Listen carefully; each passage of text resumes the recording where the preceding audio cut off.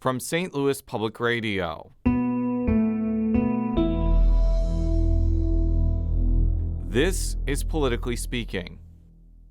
Missouri Lieutenant Governor David Wasinger is finishing up his first full year as an elected official.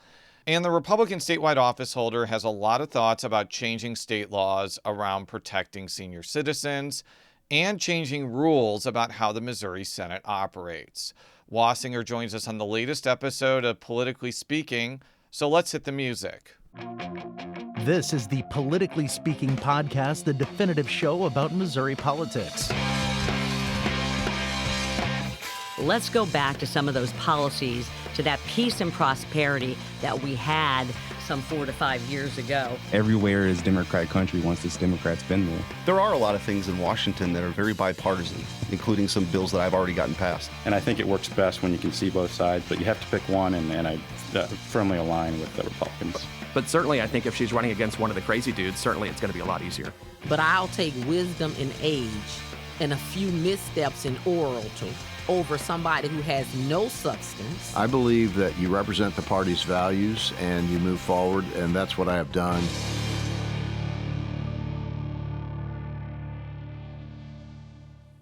And welcome to Politically Speaking. I'm your host, Jason Rosenbaum, a political correspondent with St. Louis Public Radio. Joining us from beautiful mid-Missouri, she covers everything state government and state politics for St. Louis Public Radio. Sarah Kellogg. And joining us for the second time, he is the Lieutenant Governor of the great state of Missouri, David Wasinger. Welcome back to the program, this time as an elected official and not just a candidate. It must feel very good to finally be in office. Yeah, you know, Jason, it's an honor and privilege to serve as Missouri's 49th Lieutenant Governor, so I'm happy to be here. Thanks for having me. What has this calendar year been like for you, your first year in elected office, as opposed to just being the spouse of a superior elected official? I'll tell you, Jason, it has been a busy year both for Colleen and me. You know, this time last year, I had not yet assumed office, and I ran as a total conservative outsider to shake things up in Jefferson City.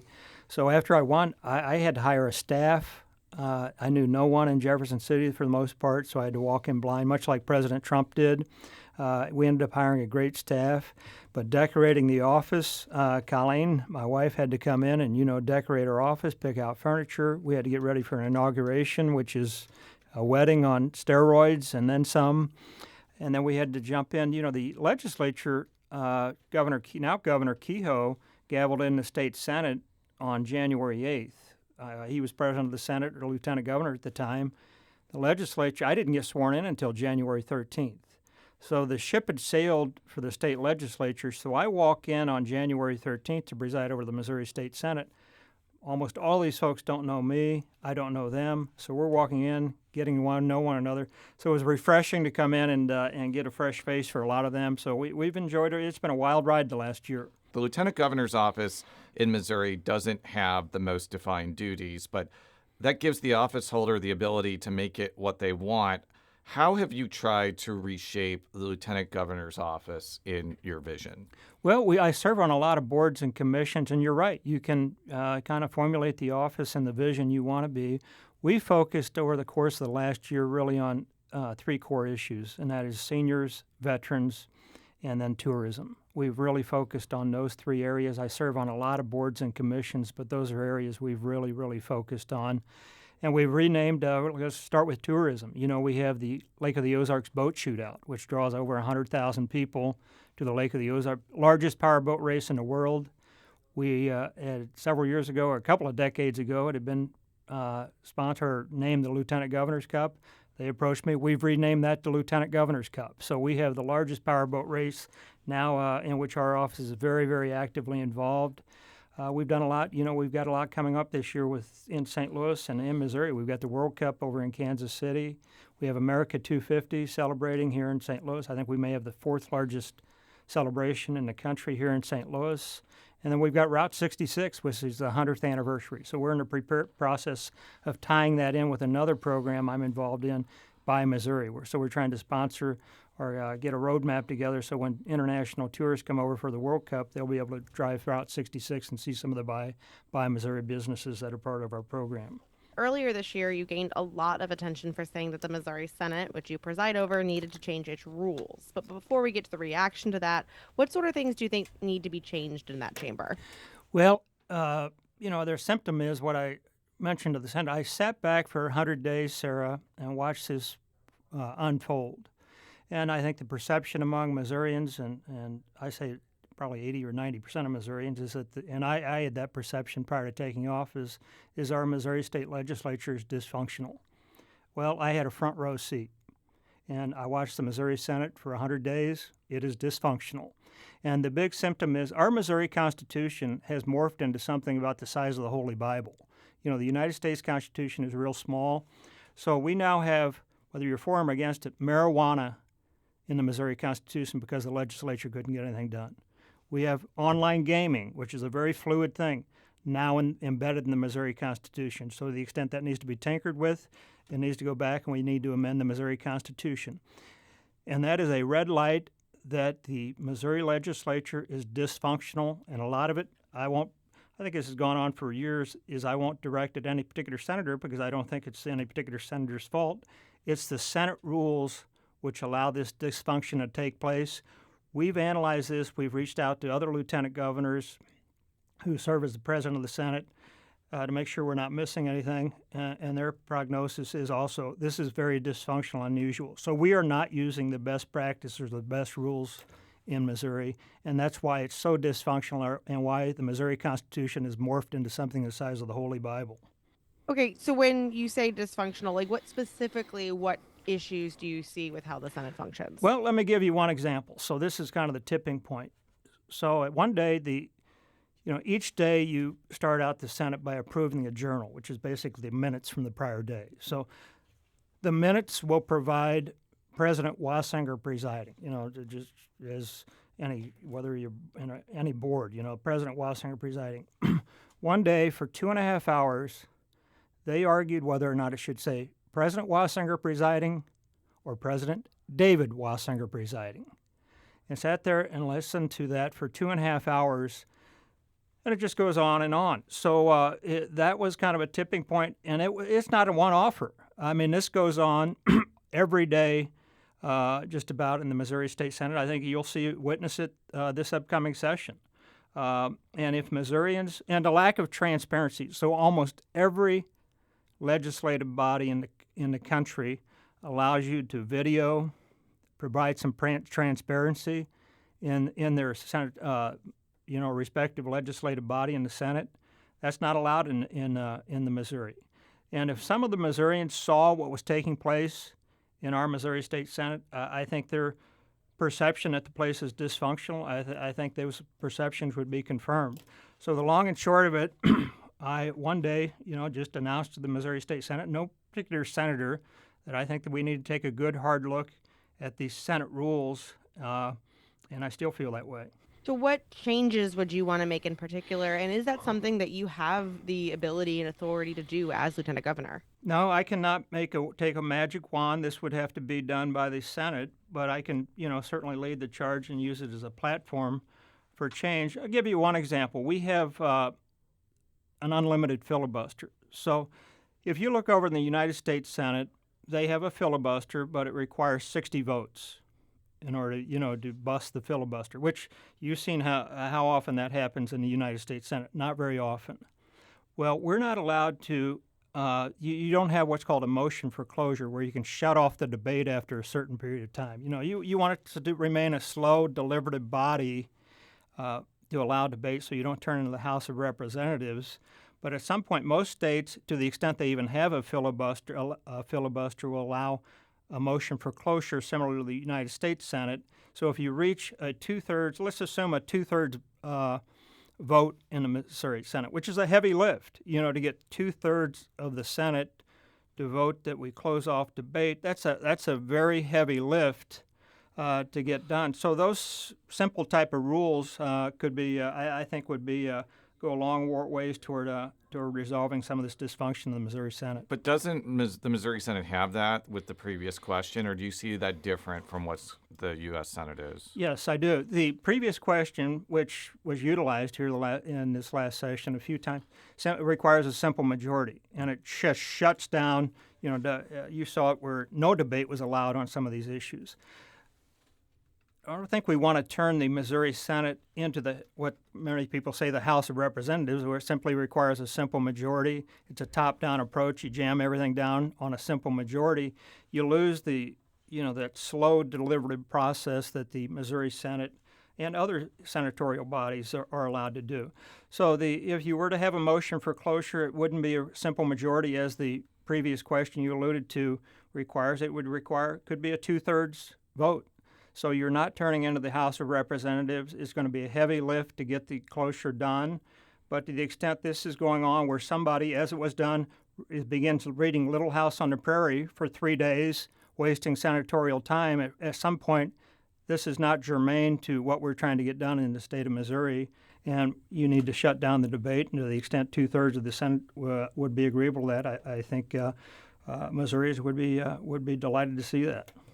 And I feel that outside of the Senate, and these folks, as I say, the lobbyists, the special interests who can buy off, 2 or 3 senators to gob this thing up so that, you don't get anything done.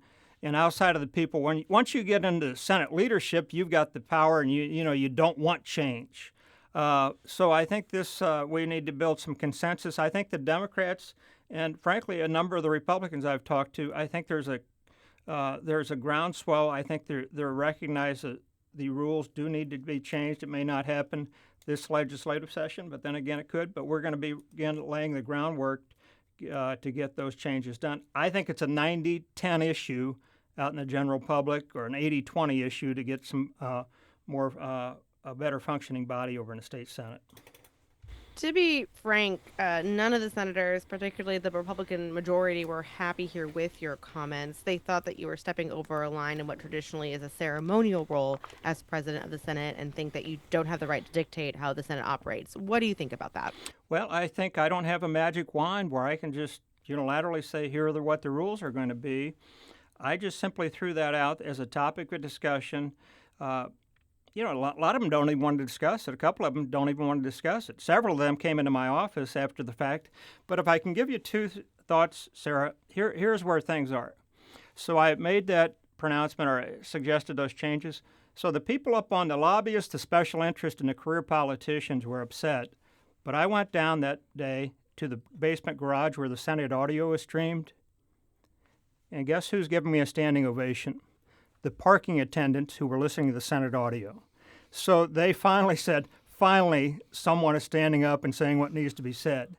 And then, Sarah, to give you an idea, one of the Senate doormen came into my office the next day.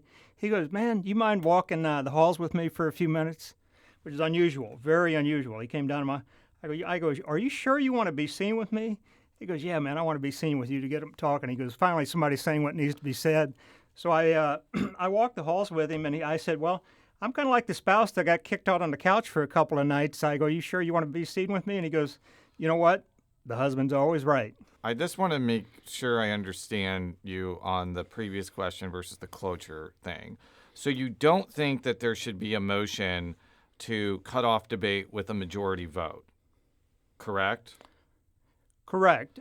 Okay, so you then would want it similar to the United States Senate, where you need like a 2/3 or, I don't know, 3/5, right? Correct. Okay, so how would that make it less likely that you would be able to break a filibuster, given that oftentimes there are some Republicans that never want to break a filibuster, and a lot of the filibustering happens through Democrats? Wouldn't this empower Democrats pretty substantially based off of that logic? You can get really deep into the weeds with this, Jason. We've looked at the Alabama Senate rules, which allow a filibuster, but there are other aspects to it that you have. The arguments have to remain germane to the bill. You can allow a senator to filibuster for a certain number of hours. It gets really deep into the weeds, but 20,000-foot view is what I've described in terms of using a 2/3 vote to get into the filibuster. But if you look at the Alabama Senate rules, which I think are well thought of, you can really get into the weeds. But I think they would be a good prototype and a better practice than what Missouri's using. How has the relationship been with Governor Mike Kehoe? We've seen situations where the governor and lieutenant governor have gotten along, like with Governor Parson and Lieutenant Governor Kehoe, and we've seen instances where the interplay was non-existent, like with Governor Greitens and Lieutenant Governor Parson.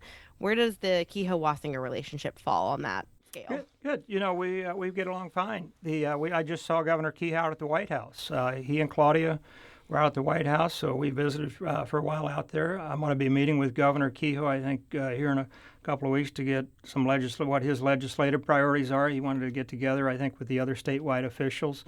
So again, Governor Kehoe, I think, has a pretty easygoing way about him where he likes to get along. I think he's getting along well with all the statewide officials, and that would include me.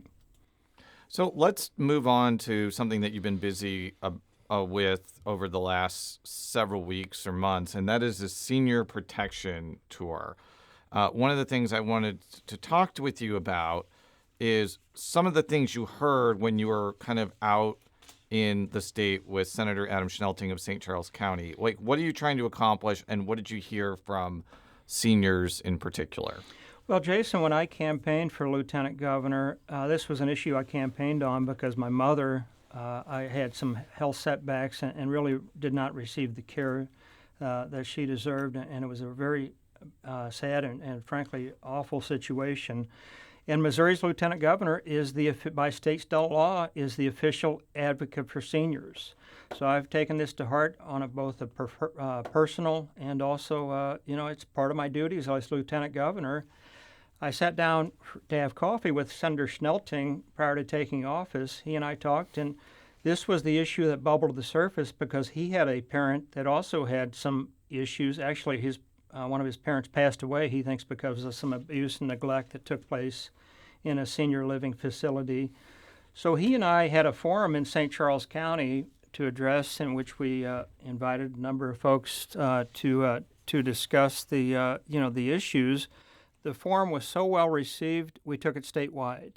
And we heard some really heartbreaking stories. We had the Attorney General end up reaching out and began participating in all the forums. Just got a thank you note for allowing the Attorney General's office to participate in the forums. But it really crosses all socioeconomic, you can be rich, poor, Democrat, Republican. These senior issues address every socioeconomic class, every political class. It is really something that resonates on across the line, and we heard some really awful stories. Is there any legislative ideas you kind of gleaned need to be done from this tour? Yes. So Senator Schnelting and I met following the tours, and he has pre-filed Senate Bill number 910 to address some of the issues that were raised during these forums. And one of the issues that was raised is many of the senior living facilities are very reputable. They do a great job. We've reached out to them to get their input.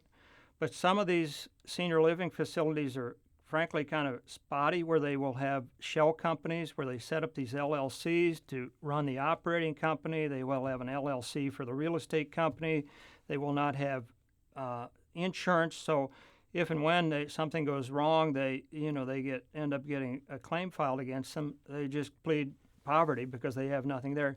So one of the things in the bill is requiring, and we ran this by the more reputable senior facilities, is requiring facilities to have liability insurance. And frankly, the more reputable senior living facilities were shocked that Missouri already didn't require it, because most states do require some level of liability insurance. We've also are requiring some more transparency where the Department of Health and Senior Services must place an abuse or neglect icon next to any facility with any substantiated finding. We're requiring reporting to the legislature and the lieutenant governor. And finally, if things go south and a healthcare provider is intentionally engaging in some wrongdoing, which we've seen and heard about, the Senate Bill number 910 raises that from a misdemeanor to a felony when a provider knowingly creates a substantial risk to an elderly or vulnerable person. And then finally, the one program that we heard a lot about was the Ombudsman program in Missouri. And the people that have interacted with the Ombudsman program spoke so glowingly about it, said it helps them navigate when things go south. You know, it ranges from emotional abuse, physical abuse. It could be, it doesn't have to be in a senior living facility. It could be a relative moves in with your loved one and begins, you know, taking advantage of them by absconding money. So there's a litany of senior issues, and an ombudsman program helps do that. Unfortunately, it's very understaffed and underfunded, and Missouri legislature actually wanted additional funding 2 or 3 years ago, passed in both houses, and unfortunately was vetoed by the then governor. Would you want to increase the ability to reap civil penalties from nursing homes that knowingly neglect or abuse elderly people? Well, what the bill addresses is the liability insurance, which is going to assist in a number of ways. It avoids these shell companies being formed in which they plead poverty, you know, if claim happens and there's nothing there because it's some type of shell company where they've, you know, spread the money out. So it'd be similar to having a car insurance. Yeah. So you would be shocked when you have an accident, somebody and they don't have liability insurance. So what it does is, number one, provides some, if in the event something unfortunately does happen, it provides some liability coverage. But just as importantly, it probably motivates these facilities. I want to keep my premiums down, you know, whether it's my homeowner's insurance, for my auto insurance. So you don't want claims. So it kind of gets ahead of the issue where in order to, you may have an underwriter or something, hey, you need to, they just had me put a water system in my basement, you know, or my homeowner's insurance. So I think some of these insurance companies, it can be proactive where you try to avoid any type of claims. Yeah, I could see if you have that insurance and I guess you are sued and a jury finds that you were in the wrong, you would just make a claim to the insurance and the insurance would pay out the civil penalties opposed to the nursing home having to pay out in cash reserves or something like that. Is that fair to say? Yes. So it's shocking. Again, we talked to the leading, the guy that's president of the association. He was shocked that some of these senior facilities don't have insurance. Yeah, that seems to be a different issue than the admittingly thorny thicket about, you know, should it be easier to sue people in Missouri and should you be able to reap a certain amount of money, which I'm sure you're very familiar with as an attorney, because a lot of Republicans don't like quote-unquote trial attorneys, although some really like them now. Like the conservative caucus seems to be enamored with trial attorneys, which is funny in and of itself. But I guess that the question is, do you think that this will have support in the legislature given that dynamic I just described? I do. I think it should have bipartisan support among the state Senate. Again, as to the ombudsman program, this has passed the legislature on 2 separate occasions, and 3 or 4 years ago it was passed. So the ombudsman program, I think, should definitely get some legs. Again, we may have a tight budget year the next 2 or 3 years, but I really think it's a bipartisan issue that has really resonated with Missourians. We'll be right back after this quick break with Lieutenant Governor David Wasinger. And we're back on Politically Speaking with Lieutenant Governor David Wasinger. He is a Republican statewide official whose duties include presiding over the Missouri Senate, serving on a number of boards and commissions, being the senior advocate for Missouri, being the tourism advocate, the veterans advocate, and the governor resigns or passes away, you become governor. So it is a more important job than people realize. And I guess I'm a little biased here because I was the vice president of my fraternity at Mizzou. So, all right, let's go on to the topic that I think has enthralled tens and tens of people throughout the state of Missouri, and that's redistricting. I saw a statement from you. You were in favor of what Republicans did in the special session. Why? Well, I was in favor of a 7-to-1 map. I think it should have been done 2 years ago. I think I've told you, the Republican legislature, in my mind, has dropped the ball on a number of issues. I think the Republican legislature 2 years ago, when the census was done, they should have adopted what many call, and I would the Missouri First map. It should have been a 7-to-1 map after the census was done. So it goes back, we've got same thing with Amendment 3, with the, sick leave, we're always undoing or digging out of the hole that we dug ourselves into. So now we've put ourselves into what should have been done 2 years earlier. Now we've got ourselves in a hornet's nest with a bunch of litigation on an issue that should have been done 2 years ago. So long and short of it, I am in favor of the 7-1 Missouri first map, but I should have been done 2 years ago. And by the way, so I want to explain what a 7-1 map is. It is when you take the 5th district, which as of this moment, December 10th, 2025, at 10 a.m., is currently primarily the city of Kansas City, and it basically transforms it into a more Republican-leaning district, which is what happened in September. We'll get to that point in a minute. But what do you make of the counter argument, particularly from Democrats, that you should not be splitting Kansas City into 3 primarily rural districts, and you're basically depriving Kansas City, which is a pretty Democratic area, of representation in Congress? I think the flip side of that, I've met with the folks over in Kansas City. The flip side of that is now you have 3 congressmen that can represent Kansas City's interest. So the metropolitan areas would have 3 separate congressmen representing their interest out in Washington, D.C. So I view that as a positive. Let's talk about the thicket of litigation that this has caused. On Tuesday, December 9th, a group called People Not Politicians turned in 300,000 signatures, more than 300,000 signatures, to put the new plan up for a statewide vote. Do you think that the fact that they were able to get the signatures so quickly shows that there was pretty mass unpopularity among Missouri residents to what they did in September? I think a lot of people from the coast put in a lot of money to get signatures. I think that helps when you've got a lot of money and you get the signatures gathers out of there. Some of them, I think, were misleading in the manner in which they collected the signatures. We'll see if there are a myriad of legal issues that have now been raised on this signature gathering, on whether or not that's even allowed, the referendum. So I think the Missouri Supreme Court is going to be busy over the next few months. We could spend an entire podcast talking about every legal curvature of this, and we're not going to, because that would only make me happy as Missouri's preeminent redistricting obsessive person. But the newest controversy is that Attorney General Hanaway and Secretary of State Hoskins are saying the map does go into effect on Thursday, December 11th. And I got to be honest with you, Governor, I was really surprised by that because I've read the Missouri Constitution, and more importantly, Secretary of State Ashcroft took the exact opposite view in 2017 with right to work. And he said that that law was frozen as soon as the signatures were turned in. I know we can't predict the future, but what do you think of this legal contention that this map isn't frozen when both the Constitution and recent precedent shows that it is frozen right now? Jason, I first learned of this morning when I picked up the paper. So I have not researched it. I saw where Attorney General Hanaway issued an opinion, I guess, to Secretary of State Hoskins indicating, what Missouri First map, as I call it, it will become effective regardless of whether or not they say. I have not read the opinion. I don't know what the legal basis is. I want to talk about some other things that are going to be likely on the 2026 ballot. First is there's a measure that would, again, ban most abortions in Missouri. I think that's something that I believe you support.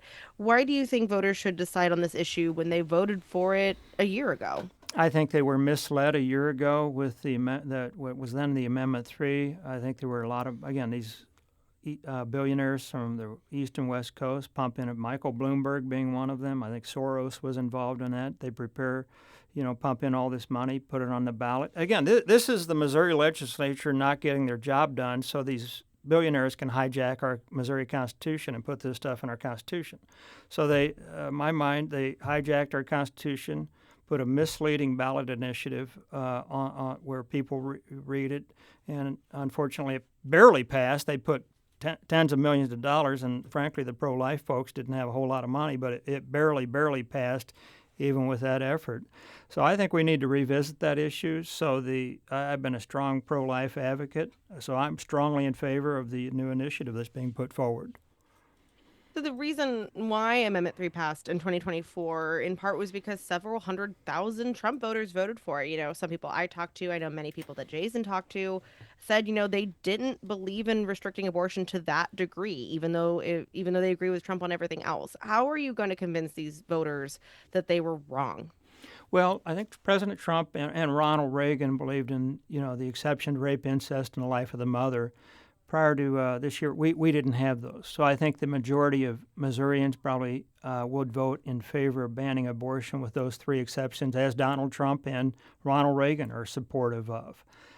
So I feel strongly if they're given a good, honest evaluation of what's on the ballot, I think they're going to vote in favor of pro-life. If this issue ends up failing, do you expect Republicans to stop trying to overturn Amendment 3 from 2024, or is this just going to be a never-ending battle at the ballot box? I think it's a never-ending battle. We got to fight for life every step of the way, so to the extent this would fail, we need to go on to the next step. Another major measure is a constitutional amendment that would make it harder for initiative petitions to change the Constitution to be enacted. What do you think of this idea? I think it should have been done years ago. This is the issue I raised at the beginning of our interview. These East Coast and left coast billionaires have hijacked our Missouri Constitution, and to the extent they haven't, the dysfunction of the Missouri legislature has now, we've got marijuana, whether you're for or against it, in the Missouri Constitution. We have online gaming, which is a very fluid situation, now embedded in our Constitution. We have abortion now embedded in our Constitution. Had the Missouri legislature addressed initiative petition reform years ago, we wouldn't have these issues. I know at least at the top of my one head, I used to cover Arkansas politics before I moved back home, and there was a ballot measure from set to Arkansans that basically it's a similar thing that would have made it harder to amend the Constitution. Arkansas, which I would argue is probably a bit of a redder state than Missouri, voted it down. Why do you think Missouri is any different? Well, again, a lot of it comes down to educating the voters and what the language of the initiative petition when they show up to the ballot. Again, most people have kids to raise, jobs to go to, bills to pay. They don't have time to drill into these, issues relating to. Most people don't even know what initiative petition reform means.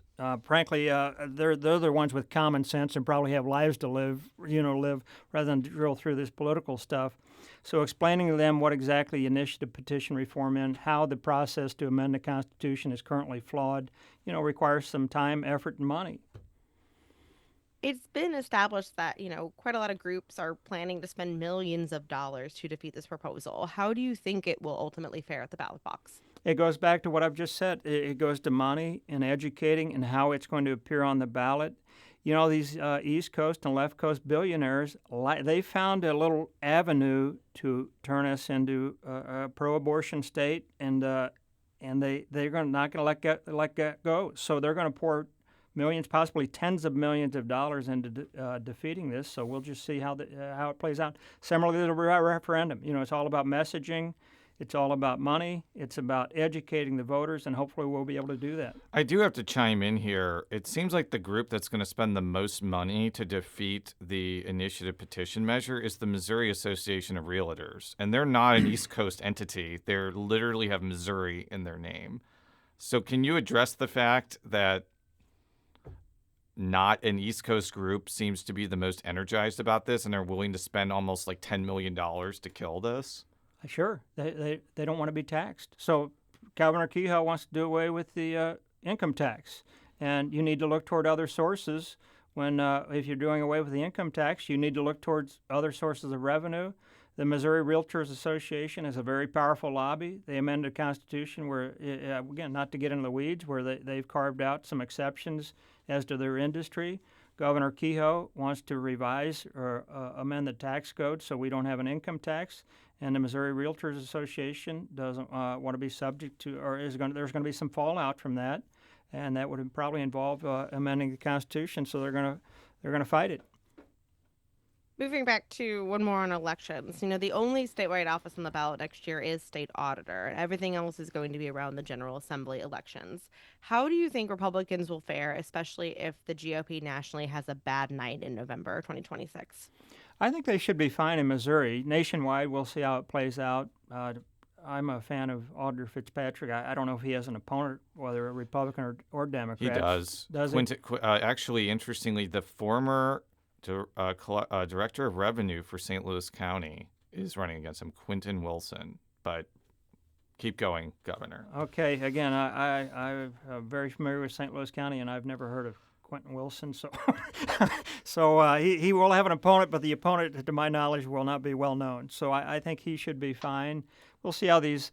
I guess if you get involved, there's a hotly contested state Senate race down in Springfield. I think that'll probably be the bellwether as to how Missouri does, is that state Senate race down in Greene County. Yeah, I was going to say that, as well as, just even last night as we're recording this, there was a state House seat, I believe it was, in Georgia that flipped, that was in a district that split up Athens, and it still went Democratic. So I don't know if that's a bellwether how some of these contested districts in Missouri might go, but I don't know your thoughts on it probably being a weaker Republican year than prior years. Yeah, and again, we have if the Missouri First map, congressional map, goes into effect, that's going to winnow down where it's going to be tighter margins. So a congressman over on the western side of the state, Congressman Mark Alford, may have a tougher race. Trump is not on the ballot. He brings out a lot of voters that otherwise don't vote. So we'll see how next year plays out. No, and Sarah, I'm not trying to bring us back to redistricting here, but I'm going to. Oh, that's all right, Jason. That 5th district, I think it is clearly a Republican-leaning seat. I don't think it's a safe Republican seat, and I'm not convinced Emanuel Cleaver loses that if it's a plus 11 Democratic wave election. Like, let's just say the new map is in place. Cleaver has to run in the new district. Are you confident a Republican can beat him? I am confident that Congressman Cleaver would probably not be a good candidate for that district. I think a Republican wins that district. But again, you cannot take anything for granted on these off-year elections. So I think whoever the nominee is, it's a very fluid situation. They need to get to work. They need to raise money. They need to, get on the campaign trail and beat the Bushes. Nothing can be taken for granted on these off-year elections. Historically, off-year elections are bad for the party in power. And right now, the Republicans are in party power, so it could be a bad year for Republicans. So a brief segment on the upcoming session and your expectations. What do you want to see occur during the 2026 legislative session? I want to see some function be restored to the Missouri legislature. Governor Kehoe, one of his priorities, I think, this session is going to be addressing the income tax. I think our entire tax structure in Missouri, which would include the income tax, we're getting so many calls about real estate property taxes, personal property tax. I think the entire tax structure needs to be reviewed in the state of Missouri. I think that's going to be an issue that Governor Kehoe and I are going to be talking about. He's going to be giving his State of the State address early this year. I believe it's pretty early January. January 13th. January 13th, which my understanding is relatively early. So I think he's going to sit down and determine what his priorities are. He reached out to the statewide office holders. I think we're going to meet prior to that 1st of January to figure out where everybody wants to go and is headed. But we'll get on it. I think Governor Kehoe is going to work it again. I think he's trying to get in front of this and not lose the narrative in January. So to the extent we agree with him, we plan on working hand in glove with him to try to get this tax structure in Missouri clarified so we can attract great Missourians here and want to keep them and retain them here, and that would include Missouri businesses. I'd argue Governor Kehoe had a very successful first session and that he got pretty much everything that he wanted, whether it was legislation trying to keep the Chiefs and Royals in, making the St. Louis Police Department under a state-appointed board. I would argue eliminating the income tax is a bit of a heavier lift, I think, than some of these other items. How are you expecting this to go? What are your thoughts on that, on Kehoe's desire to rewrite tax code or to rewrite the tax laws? Well, I think there's a groundswell to have it done. The Democrats are a little jaundiced after this redistricting issue and also some other issues. The abortion issue came out. So frankly, at this point, I don't know how the Democrats are going to act when we jump into the Senate in January. It could be something I don't want and I fought against is more dysfunction in the state Senate. So I'm hoping that's not the case and cooler heads prevail and we can sit down and try to move Missouri forward.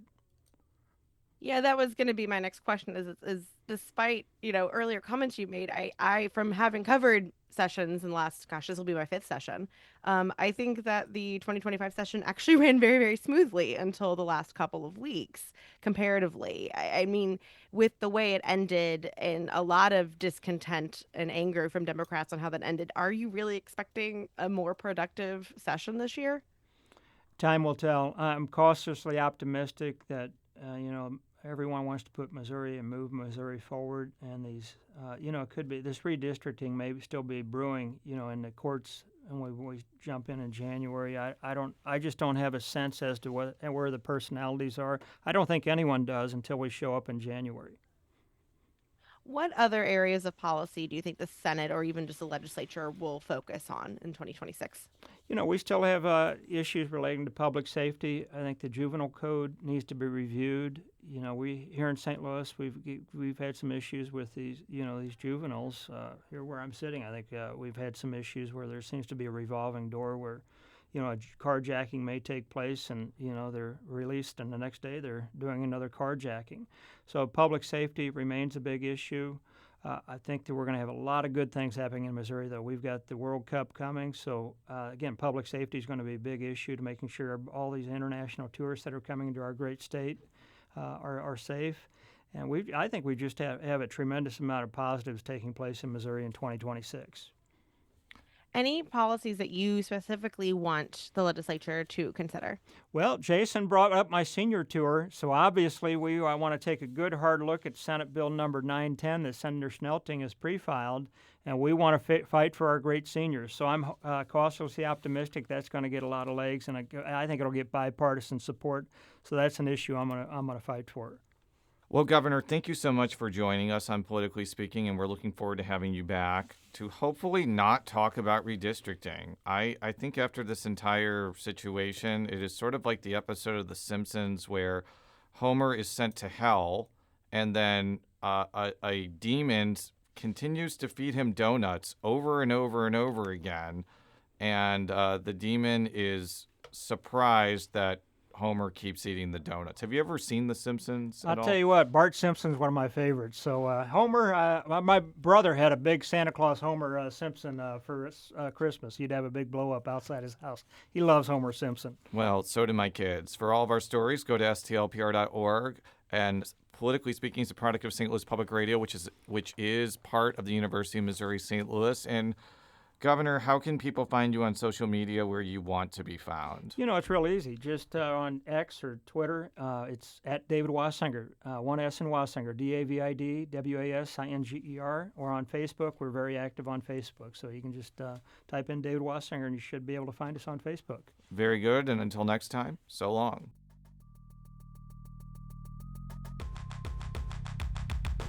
Politically Speaking is produced by Sarah Kellogg, Rachel Lippman, and me, Jason Rosenbaum. The show is edited by Fred Ehrlich. Read all of our coverage at stlpr.org. And if you haven't already, make sure to subscribe to Politically Speaking by searching the term Politically Speaking on Apple Podcasts. From St. Louis Public Radio. This is Politically Speaking.